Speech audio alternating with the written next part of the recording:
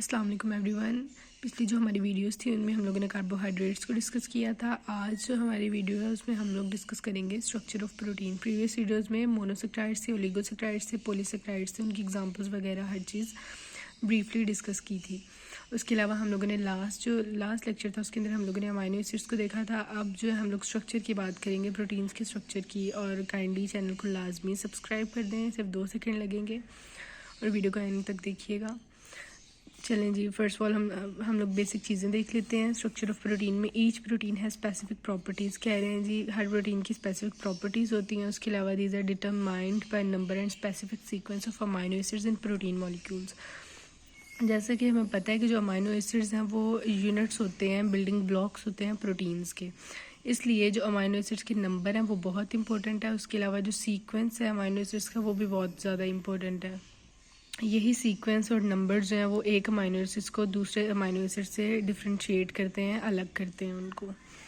उसके अलावा जी these properties also depends upon shape of proteins. जो प्रॉपर्टीज़ हैं एक प्रोटीन की वो शेप पे भी डिपेंड करती हैं। इन प्रॉपर्टीज़ को अब हम लोग प्रॉपर्टीज़ कह रही हूँ, इन प्रोटीन शेप्स को हम लोग देख लेते हैं। There are 4 levels of organisation in proteins के अंदर 4 लेवल ऑफ ऑर्गेनाइजेशन होती हैं, जिसके अंदर नंबर 1 प्राइमरी है, primary structure, next one is secondary structure and the third one is tertiary structure. उसके अलावा जो लास्ट है हमारे पास वो है क्वाटर्नरी स्ट्रक्चर। इन सारे स्ट्रक्चर्स को हम 1 बाय 1 देखेंगे। पहला जो है वो हमारे पास है प्राइमरी स्ट्रक्चर। इसकी हम सिंपल सी जो डेफिनेशन है उसको देख लेंगे। मेरी कोशिश यही है कि मैं सिंपल चीज़ें बताऊँ, इतनी कम्प्लेक्स भी मैं ना बताऊँ कि आप लोगों को समझ ना आए चीज़ें। The structure of protein which shows number and sequence of amino acids, ऐसा स्ट्रक्चर जिसके अंदर हमें साफ पता चले स्ट्रक्चर वो सीक्वेंस अमाइनो एसिड्स का और नंबर ऑफ अमाइनो एसिड्स के, अमाइनो एसिड किस तरह जॉइन है और उनका जो है वो जो नंबर है वो कितने हैं, यानी कितने अमाइनो एसिड्स प्रेजेंट है। इसके अंदर हम 2 एग्जांपल्स को देख लेते हैं। Sequence of amino acids in proteins में sequence of insulin molecules, insulin molecule का सीक्वेंस फर्स्ट ऑफ ऑल हम लोग देख लेते हैं। F Sanger determines sequence of first protein molecule. F Sanger जो था उसने पहले प्रोटीन मॉलिक्यूल का सीक्वेंस डिटर्मिन किया था। He work for 10 years on insulin.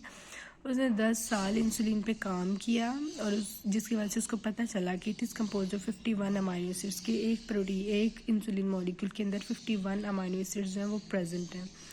उसके अलावा फर्दर जी it has 2 amino acid chains, यानी 51 अमाइनो एसिड्स टोटल प्रेजेंट है, लेकिन 2 चेन्स हैं उसकी। उसके अलावा एक चेन के अंदर 21 अमाइनो एसिड्स हैं, जबकि दूसरी चेन के अंदर 30 अमाइनो एसिड्स हैं। There are held together by disulphide bridges.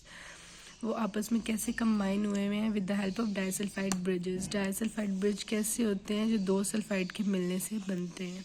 उसके अलावा जो सेकेंड एग्जाम्पल है हमारे पास प्राइमरी की, वो है जी sequence of haemoglobin molecules. Haemoglobin compose of 574 amino acids. Haemoglobin के अंदर ओवरऑल 574 मॉलिक्यूल्स प्रेजेंट होते हैं अमाइनो एसिड्स के। उसके अलावा जैसे प्रीवियस हमने एग्जांपल देखी थी, इंसुलिन में 2 चेन्स थी, इसके अंदर 4 चेन्स होती हैं। 2 चेन्स को हम अल्फ़ा कहते हैं और 2 को हम बीटा कहते हैं। जो अल्फ़ा चेन है उसके अंदर 141 अमाइनो एसिड्स होते हैं और बीटा चेन के अंदर 146 अमाइनो एसिड्स होते हैं। उसके अलावा प्राइमरी में जो नेक्स्ट वाली एग्जांपल है वो है size of protein molecule. Protein molecule का size depends on type and number of amino acids. जो साइज़ होता है वो डिपेंड करता है टाइप पे कि किस टाइप के जो मॉलिक्यूल्स अमाइनो एसिड्स वो यूज़ हुए हैं। दूसरा नंबर ऑफ अमाइनो एसिड्स, कितने अमाइनो एसिड्स प्रेजेंट होते हैं एक प्रोटीन के अंदर। नेक्स्ट वन जो है वो है specific arrangement of amino acids के, अमाइनो एसिड किस तरह से अरेंज हुए हैं। 10 के proteins in human body, almost 10,000 proteins present होते हैं ह्यूमन बॉडी के अंदर। हर प्रोटीन जो है it contains unique and specific arrangements of 20 type of amino acids. Her protein जो है 10,000 प्रोटीन्स होते हैं। हर प्रोटीन जो है उसके अंदर स्पेसिफिक अरेंजमेंट होती है, यूनिक अरेंजमेंट होती है only 20 type of amino acids की, यानी यही 20 अमाइनो एसिड्स रिपीट हो के डिफरेंट मॉलिक्यूल्स बनाते हैं, डिफरेंट प्रोटीन बना देते हैं। Sequence of nucleotide present in DNA determine sequence of amino acids in protein molecule. Sequence of nucleotide का जो सीक्वेंस होता है डीएनए के अंदर वो डिटरमिन करता है अमाइनो एसिड्स का सीक्वेंस प्रोटीन मॉलिक्यूल के अंदर। उसके अलावा जी the arrangement of amino acids is highly specific for proper functioning of protein. Protein की प्रॉपर फंक्शनिंग के लिए अमाइनो एसिड्स की अरेंजमेंट जो है वो स्पेसिफिक होनी चाहिए। If single amino acid is not in its normal place, अगर एक सिंगल अमाइनो एसिड भी अपनी जगह से हिल जाता है तो जो प्रोटीन होता है वो अपना फंक्शन परफॉर्म नहीं करता है। इसकी एग्जांपल सिकल सेल हीमोग्लोबिन है। यानी एक amino acid fails to perform its function तो जी पूरा जो प्रोटीन है वो अफेक्ट होता है। सिकल सेल हीमोग्लोबिन के केस में क्या होता है, एक amino acid molecule 574 total molecule होते हैं इसके अंदर, जिसमें से एक अमाइनो एसिड्स जो है ना अपनी नॉर्मल जगह पे नहीं होता। This particular amino acid is replace by some other. ये जो पर्टिकुलर अमाइनो एसिड होता है जो चाहिए होता है वो उसको कोई और अमाइनो एसिड रिप्लेस कर देता है। This haemoglobin fails to carry, क्योंकि वो रिप्लेस हो जाता है तो जी उसके अंदर इतनी एबिलिटी नहीं होती कि वो ऑक्सीजन को कैरी कर सके, इसलिए जो हीमोग्लोबिन होती है वो फेल हो जाती है इन कैरिंग ऑक्सीजन मॉलिक्यूल और it may cause death of the organism.